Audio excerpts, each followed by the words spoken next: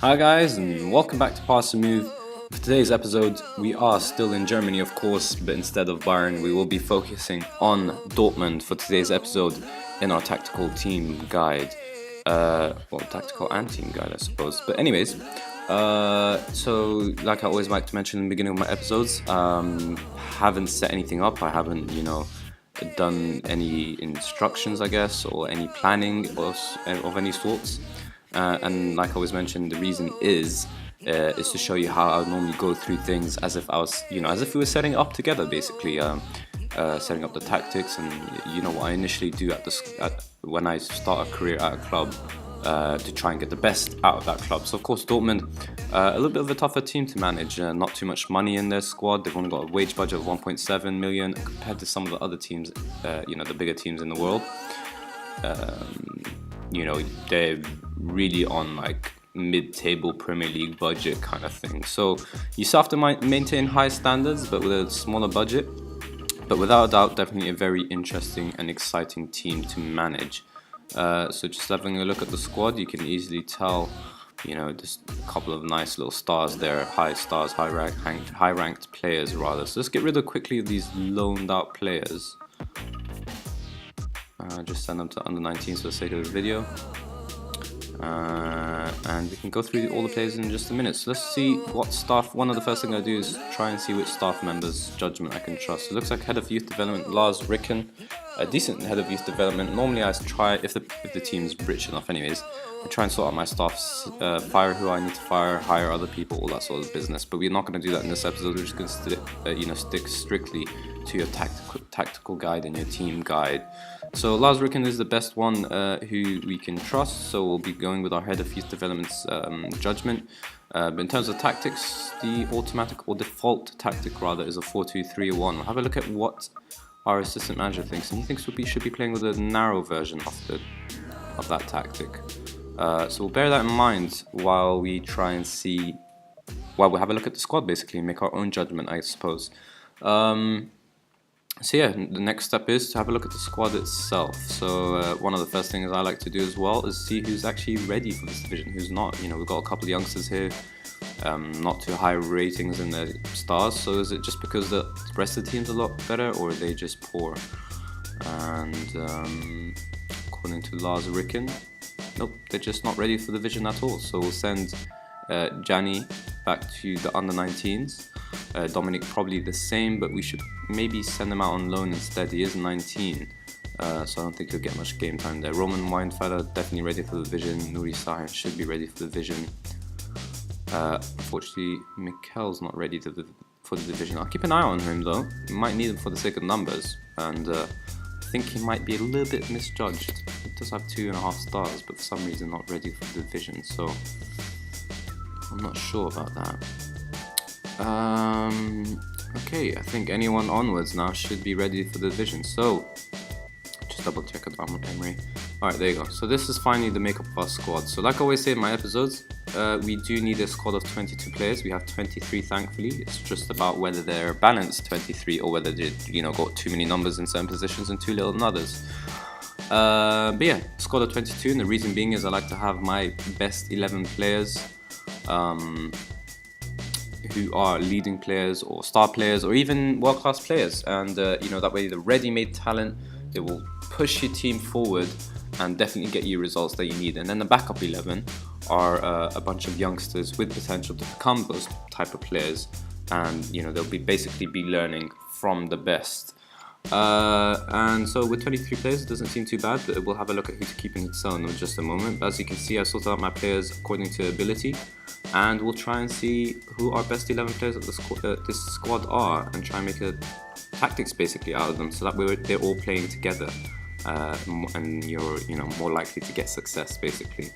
So Pierre-Emerick Aubameyang is a striker without a doubt. He can possibly play as a winger, but we all know him as a striker. Royce, a left winger and possibly right winger, can probably be retrained as a shadow striker or a striker role as well. Charlotte, same type of thing, just missing the attacking midfielder. His probably best bet is an inside forward though. And that leaves us with Weigl, centre mid and defensive mid. Ousmane Dembele, a right winger. Rafael Guerrero, left back. Apparently can play defensive midfielder. We'll keep an eye on that. Gotze, attacking midfielder, possibly striker for some weird reason. I don't think of him much of a striker. I would have thought that would be a bit less of a natural position for him, I guess. Sven Bender, anywhere from centre back to defensive mid to central midfielder. I guess he's a decent centre back. Gonzalo Castro, central midfielder, and Socrates as a centre back. So I suppose we'll have a look at, try and crunch the numbers now. So we've got a striker, left winger, two great left wingers, an attacking midfielder, a right winger as well. We've got too many options here, to be honest. And I think I understand why my assistant was suggesting the 4-2-3-1 narrow, but I would say 4-2-3-1 is still our best bet. Unfortunately, it's going to make some of our players unhappy here, but I suppose they're just going to have to deal with it. We don't have enough attacking midfielders in this squad to play a 4-2-3-1 narrow. So we are going to do two tactics rather. One is a possession-based tactic, which the 4-2-3-1 will suit, and a direct style play. So for the direct style play, I think we're going to have to go for the 4-4-2 again. Maybe the 4-1-4-1 might be a bit more suited to this team.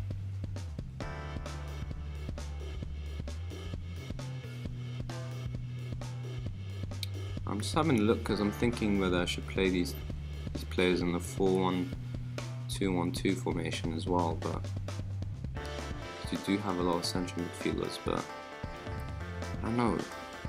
So like I mentioned about numbers and being unbalanced, it seems like this Dortmund team are a little bit unbalanced compared to Bayern, who had a very clear strategy. If you missed out on the episode, definitely check it out. It's just the episode before this one, and they were way, it's much easier to make a decision about their team than this Dortmund one. I suppose you could play a 4-3-3 instead, but then Götze won't be playing in his preferred formation. Now we want to try and get the best out of Aubameyang, who is a poacher. Apparently he's complete forward on support, he could do that, but he's not the best complete forward, I suppose. So we want to try and avoid playing him by himself. But Alright, so I think we'll do that then. I think we kind of have to. Yeah, I think we just kind of have to, because we can't let Aubameyang play by himself. He doesn't seem the type of striker who can do that. Maybe in real life, but in the game not too much. It's not really much of a complete forward on support, so I think we will go with the 4-1-2-1-2. It looks like some players are going to have to be retrained, so it looks like we're going to be playing with the same formations that we did in the Bayern episode, but I think we're just going to have to do that. Alright, so we've got a 4-4-2 and a 4-4-2 again. One the diamond and one the just a flat 4-4-2. In this way, we're making use of the strikers and the amount of midfielders we've got in this squad as well. So the 4-4-2, the best possession-based mentalities, I suppose, are counter, standard, and control. But again, like I always say, do not be afraid to use the other instructions during the game time, or the mentalities and other during the game. Contain and defensive if you're trying to hold on to a result. Attacking and overload if you're trying to get a winner. But again, just the best for possession based are counter, standard, and control. I would suggest train your players for those mentalities. For the sake of this episode though, we'll be using control, which is the most attacking, I suppose, of those three options. The team instructions are always simple for me: lower, shorter, be more expressive, and run from positions. But like I always say, without a doubt, you can do more. So you can get rid of being more expressive, you can retain possession, play out defense, and work ball into box. All very good shouts. Looking for overlap is a decent one too. You can get stuck in to win the ball back. You can tie to marking to win it back as well. Prevent the opposition from using a short goalkeeper distribution, again to win the ball back. Closing down more, high instruction, and offside trap is all to win possession back. Playing narrow is more about team shape and keeping your players closer together, and that way they are they find each other easier basically, and keep things ticking over. But once more, I always say this, and I have to say it again: 60% possession easily with this type of instructions, but just as easily with these type of instructions as well. I've had it with both guys. It's all about personal preferences and how you like to see your team play. So I don't like to have too many instructions, like you can see there. I feel like it chokes your team basically, and that's one of the reasons why I like to let my team have, be more expressive in their creative freedom. So yeah, let's go back to control here. In the 4-4-2, again, counter and attacking is your best bet. You can obviously use any of these other instructions, up to you. I would also suggest, out of these 3 slots you've got here, you should use 1-4-4-2 for counter, 1-4-4-2 for attacking, and then if you really need a winner, you can push up these 2 wingers here, and you've got 4-2-4. I think that's just as comfortable, just as attacking, just as direct. But it is a bit more, can be a bit more exposed, I suppose. So try to stick to the 4-4-2 as much as possible. Only use that when you're really chasing a winner. So we'll be using attacking, and we will be doing the opposites of the possession-based tactics. So higher and more direct, be more expressive, and roam from positions, and you'll have a very good setup here. But again, if you do like more instructions, clear ball to flanks and running at your at the opposition defense rather. You don't want to be running at your own defense; you'd be going the wrong way. But these 2 are very good shouts. Hit earlier crosses and pass into space is a decent shout as well. Shoot on sight is a little bit crazy, but if you trust your players' long shots and their finishing, then I suppose you could do that. But I'd say save it for the end of towards the end of the game if you're trying to get a winner. You could, I would not really change much here, but you could play a deeper defensive line and close down less, as well as stay in your feet. And all 3 of these instructions are for the sake of keeping a good team shape and hitting the opposition on the counter, and that would help with instructions such as passing into space and hitting early crosses. You naturally play a little bit wider with these type of instructions, but if you want to go all out, you could play wider as well. It's a decent shout. I would suggest playing wide, clear ball to flanks, and run defense would be the ones I would use additionally to my original instructions. But just be careful when you're playing way too wide, then you are a little bit more exposed, I suppose. But a strong team shape can help that. So let's stick to the instructions I mentioned and just quickly move on. So we've got the mentalities, we've got the formation, we've got the team instructions, we've got everything set up except for the roles. Now this is where we get to know our players a little bit better. That way we know what roles to use them in, and at the same time we get to know who to sell and who to keep. So you've got 2 decent goalkeepers, but unfortunately neither one is really a starter. You've got Roman Weinfeller, who's only a good player for the division, and you've got Roman Burki, who's only again a good player for the division. So now this is where you have a bit of a decision to make. I thought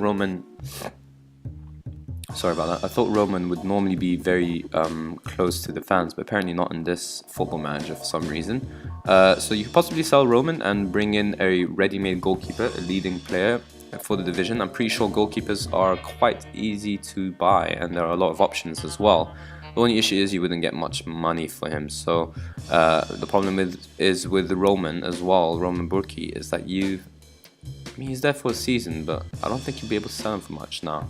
And you also have to consider his age. Roman's going to be around for a lot longer than Roman Weinfeller, so you might want to just take a hit on the fee and bring in a ready-made goalkeeper. You also could possibly just keep them competing until Roman Weinfeller eventually retires or just falls off the first team, basically. In your right-back positions, you've got 3, so it's already 1 too many, but we have to see whether anyone can play in any other position. So my guess is Felix. It says he's a fullback. He can play in these more forward positions, and if I can talk, I'd actually recommend pushing him forward into the winger positions, just because I like my fullbacks to be able to have to defend first, and he can't really do that. Horrible marking, positioning, and tackling. That's more of a League 2 or League 1 attributes. So if you push him up, he doesn't really need to defend as much, and I think he'll still be just as good. Also, you have too many players there. So you got Lucas here, only a good player. Eric, only a good player, and Felix, still trying to sort out his ability, I suppose. So I always like to say 1 leading player, 1 backup with potential.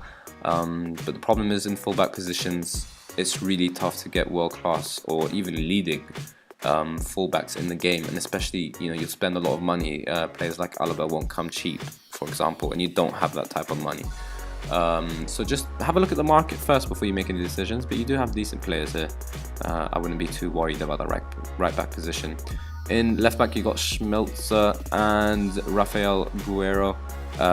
You've got a good balance of a leading player there and a backup who is good. You could possibly sell Marcel Schmelzer and bring in a youngster with potential, but just remember Guerrero is the youngster with potential, so you might want to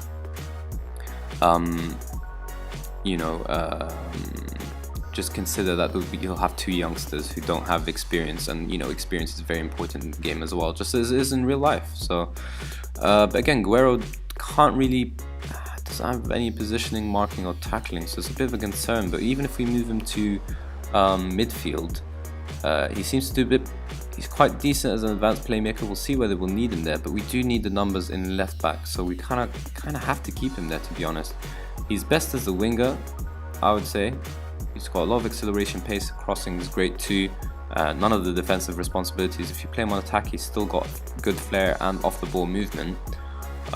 So just keep an eye on that. If you can get a left back, and if we do need left wingers, then maybe push up Guerrero, or even eventually do that. Centre backs, we are a little short according to my assistant, but we could move Bender there. It looks like we've got a decent amount of centre midfielders, so and Bender can play as a centre back, and he'll definitely be a good choice to play alongside Socrates. So Socrates is leading, Bender is leading as well, and that'd be a perfect centre back pairing. And your backup Smart Barta also leading, and Matthias Ginter, who could become a leading player as well. Those perfect backups. So you've really sorted in centre defence, which is great because your fullbacks aren't amazing. They're decent but not amazing. So it's good to have a nice centre back pairing who are solid. Now, if you're playing the 4-4-2, you are sorted in numbers in midfield. This is perfect here. But if you are playing the 4-4-2 diamond, then it looks like you'll need another 4 players. So you've got your attacking midfielders here, so you need 2 more now. And you might want to consider possibly retraining Götze or Kagawa as central midfielders, because that's kind of where you need the numbers. You've got Rode and Weigl who can play defensive midfield, so you're sorted there. It's just centre mid where you might be a bit of a concern. So Rode definitely a good player. Weigl still sorting out his potential, but he should become leading. Castro's already leading, so he should be a starter. Sahin's only a good player, so you might want to sell him and bring in another, youngster with potential, or possibly even another leading player. He's got great attributes though, so you could possibly keep him as well. But maybe the wages and the transfer money you might get from him, and you can invest elsewhere, might be a bit tempting. Emre Moore, we've already spoken about, right midfielder. Actually, we haven't spoken about him, but he can play attacking midfield as well. So if you're playing the 4-1-2-1-2, you could retrain him there instead, possibly as a striker as well. Schürrle as well, we already spoke about him leading.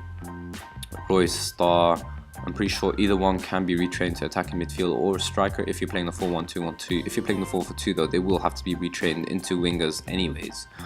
They're comfortable with that, of course, but just train them there because they've been doing the inside forward role for so long. Christian Pulisic, the well-known American youngster, everyone's been talking about him this season in real life. Inside forward's probably the best position, but you can play him as an attacking midfielder if needed in the 4-1-2-1-2 formation. Looks like you've got too many attacking midfielders. If you are playing 4-1-2-1-2, these wingers can do the attacking midfield role, so you might want to train some of them as strikers instead, which is where you're really short, which takes us to Aubameyang.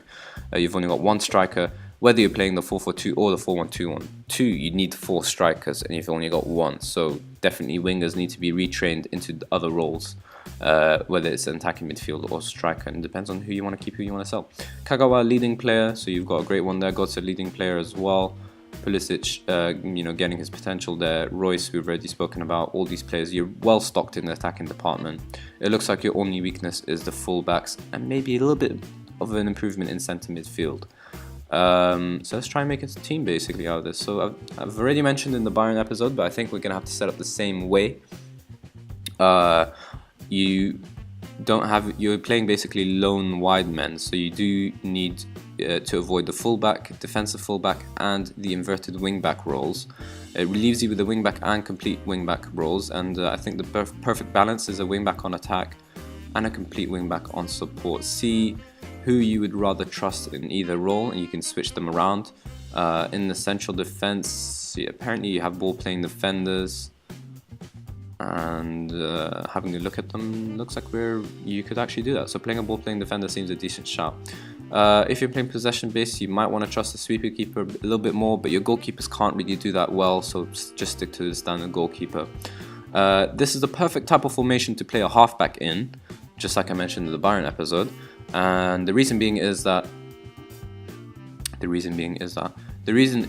that you can actually playing the halfback means that he drops into this centre back position type of thing during the game, and the wing backs can push on even further than they normally would, and that would be perfect because you've got the great defensive shape.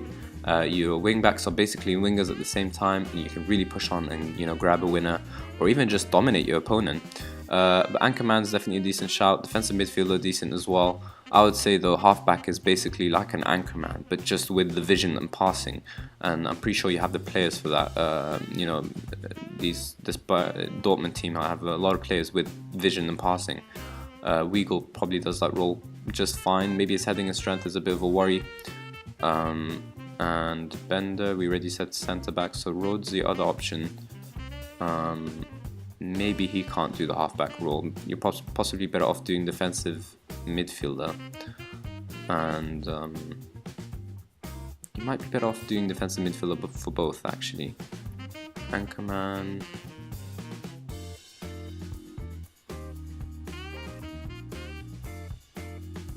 You could possibly do anchorman as well. You don't want a deep line playmaker on defend. It just doesn't really make sense. You need a lot of defensive security in your defensive midfielder in this type of formation because you've got your wing backs pushing on. You really need someone who sits really well. So I would say anchorman or defensive midfielder suits this team a bit more. So unfortunately, the halfback doesn't. You don't really have the type of players for halfback. I thought you did. I think I was thinking of the players who are actually central midfielders and not defensive midfielders. So defensive midfielder is decent. Just bear in mind he's going to go and close down people down as well, which can help, I guess, for winning possession back. But maybe anchorman if you need someone to sit a little bit more. Let's keep it as anchorman just for the sake of this formation. So you might want to play a ball-winning midfielder here. You do have the players for it. In midfield, you don't really have. You've got the advanced playmaker type of thing, but maybe if you push up road and bring in another defensive midfielder instead, that's always an option as well.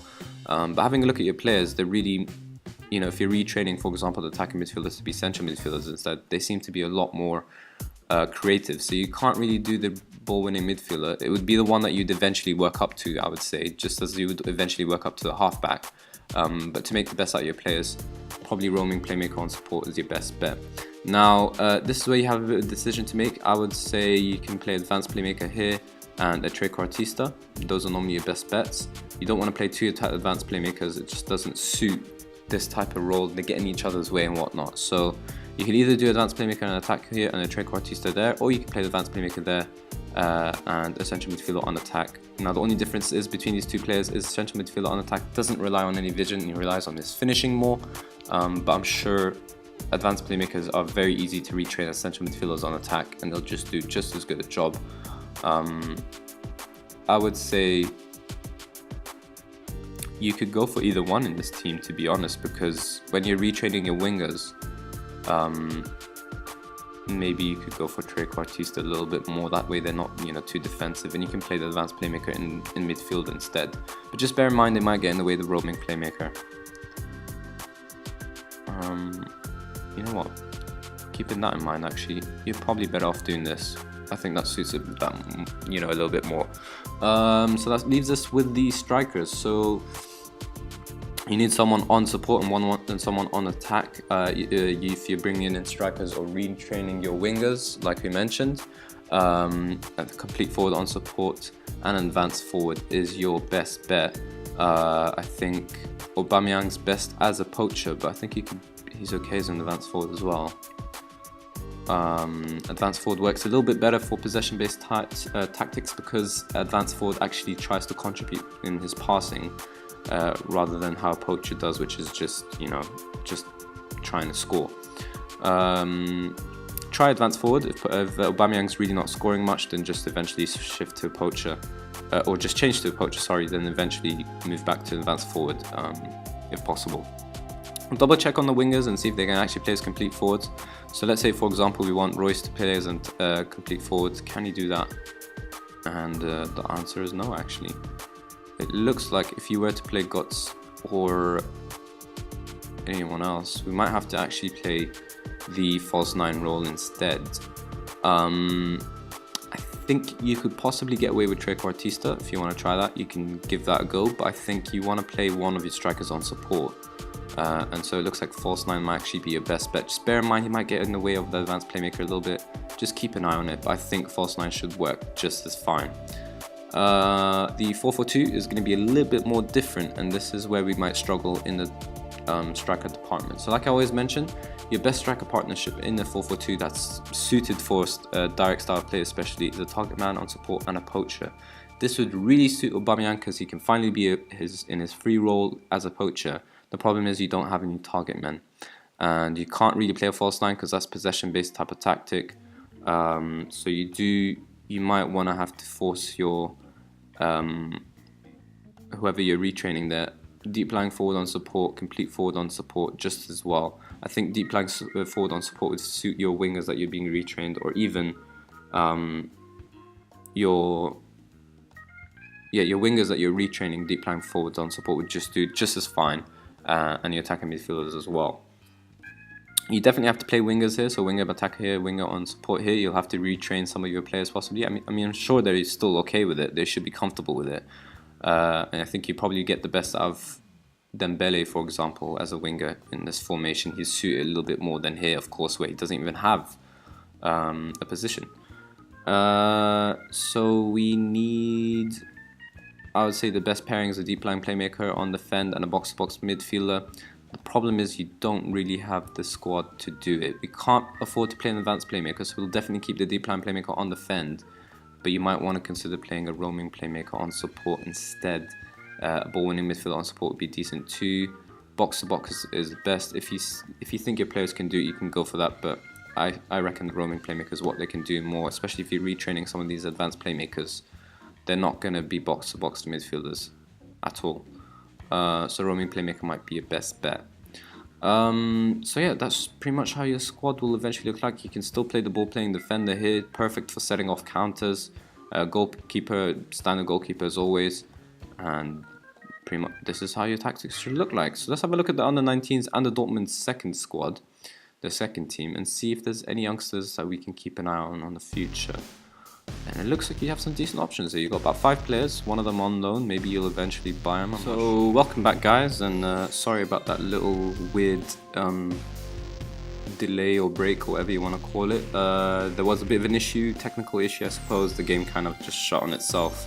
I thought it was just going to load just fine, but it didn't. But anyways, we are looking at youngsters just before the end of this episode, and you've got 4 decent ones here. And Aurel Mangala, he is a loanee from Anderlecht, and you know, even though he seems to be a good loanee, you've got an optional future fee on him. So just keep an eye on him. If he develops the way you want him to by the end of the year, then maybe you can buy him. I think he's a decent buy, to be honest, for 1.7 million or whatever.